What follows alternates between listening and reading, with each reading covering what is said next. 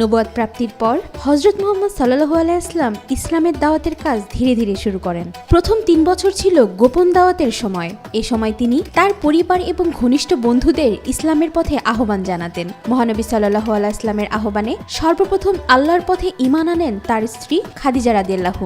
এরপর হযরত আলী রাদিয়াল্লাহু, হযরত আবু বকর রাদিয়াল্লাহু এবং আরও কয়েকজন প্রথম দিকের ইসলাম গ্রহণকারীদের মধ্যে ছিলেন। গোপন দাওয়াতের কারণে মক্কার কাফিররা তখন পর্যন্ত ইসলামের বিরোধিতা তেমনভাবে করতে পারেনি। এ সময় মুসলমানরা শান্তিপূর্ণভাবে নিজেদের মধ্যে ইসলামের শিক্ষা গ্রহণ করত এবং আল্লাহর পথে চলার প্রস্তুতি নিত।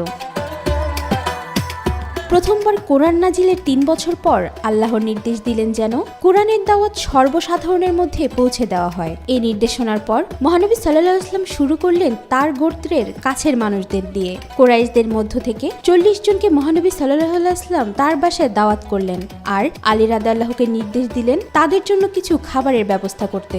বাসায় সে সময় খুব বেশি খাবার ছিল না। খাবার দেওয়া হলো একটি থালায়। মহানবী সাল্লাল্লাহু আলাইহি ওয়াসাল্লাম বিসমিল্লাহ বলে খাওয়া শুরু করলেন। এরপর সেই এক থালা থেকে ৪০ জন সবাই ভরপেট খাবার খায়। এটাই ছিল মহানবী সাল্লাল্লাহু আলাইহি ওয়াসাল্লামের প্রথম দিককার একটি মোজেজা।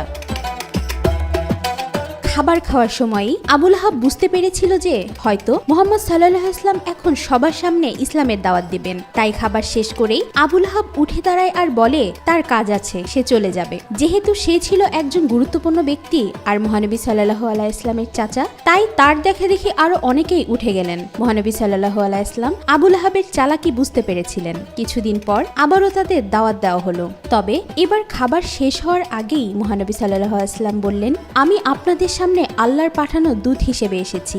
আপনারা যদি মূর্তি পুজো ছেড়ে এক আল্লাহর ইবাদত করেন তবে আল্লাহ ওয়াদা করেছেন যে আপনাদেরকে দুনিয়া ও আখিরাতে সর্বোচ্চ প্রতিদান দিবেন। আবু লাহাব তখন খুব কঠিন ভাষায় সবাইকে বলল, কত বড় স্পর্ধা এই ছেলের, সে আমাদেরকে আমাদের বাপদাদার ধর্ম থেকে সরে আসতে বলছে। এসব কথা একবারেই অর্থহীন। তবে উপস্থিত সবার মাঝে আবু লাহাবই শুধু কঠিন গলায় কথা বলেছে। এছাড়া মহানবী সাল্লাল্লাহু আলাইহি ওয়াসাল্লামের কিছু আত্মীয় তাকে বললেন, তুমি পুরো শহরকে ইসলামের দাওয়াত দাও, আমরা তোমাকে সাহায্য করব। মহানবী সাল্লাল্লাহু আলাইহি ওয়াসাল্লাম সাফা পাহাড়ে উঠলেন আর শহরবাসীকে ডাকলেন। সবাই জড়ো হওয়ার পর তিনি জিজ্ঞাসা করলেন, আপনারা কি আমাকে বিশ্বাস করেন? মক্কাবাসী বলল, আমরা আপনার সম্পর্কে ভালো ছাড়া কোনো খারাপ কিছু জানি না, আমরা আপনাকে বিশ্বাস করি। মহানবী সাল্লাল্লাহু আলাইহি ওয়াসাল্লাম আবার জিজ্ঞাসা করলেন, আমি যদি বলি পাহাড়ের ওই পাশে শত্রু আছে আর তারা মক্কা আক্রমণ করতে এসেছে, আপনারা কি তা বিশ্বাস করবেন? তারা বলল, অবশ্যই, কারণ আপনার মুখে আমরা সত্য ছাড়া অন্য কিছু শুনিনি। তখন মহানবী সাল্লাল্লাহু আলাইহি ওয়াসাল্লাম বললেন, আমি আল্লাহর পক্ষ থেকে পাঠানো এক সতর্ককারী। এমন একটা দিন আসছে যেদিন সবার বিচার হবে, যে দিনটা হবে ভয়াবহ বিপদের। আপনারা যদি ওই দিন থেকে বাঁচতে চান তবে মূর্তি পূজা ছেড়ে এক আল্লাহ তাআলার উপাসনা করুন, তা না হলে সেদিন আমি আপনাদের জন্য কোনো সাহায্য করতে পারবো না। তার কথা শেষ হওয়ার পর আবু লাহাব এক মুঠো বালু তার দিকে ছুঁড়ে দিয়ে বললেন, তোমার উপর অভিশাপ নেমে আসুক।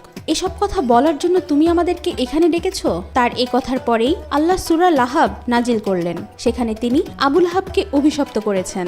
আবু লাহাবই ছিল প্রথম ব্যক্তি যে জনসম্মুখে মহানবী সাল্লাল্লাহু আলাইহি ওয়াসাল্লাম তথা ইসলামের বিরোধিতা করে।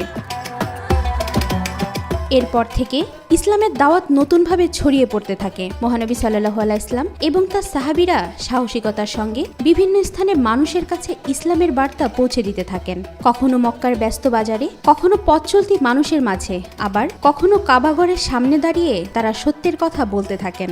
তাদের এই প্রচেষ্টার ফলে অনেক মানুষ ইসলামের প্রতি আকৃষ্ট হতে থাকে এবং সত্যের পথ গ্রহণ করতে থাকে। তবে এর পাশাপাশি মক্কার নেতারা এবং অনেক কাফেররা ক্রমেই তাদের বিরোধিতা আরও তীব্র করে তোলে এবং নানাভাবে প্রতিবন্ধকতা সৃষ্টি করতে থাকে।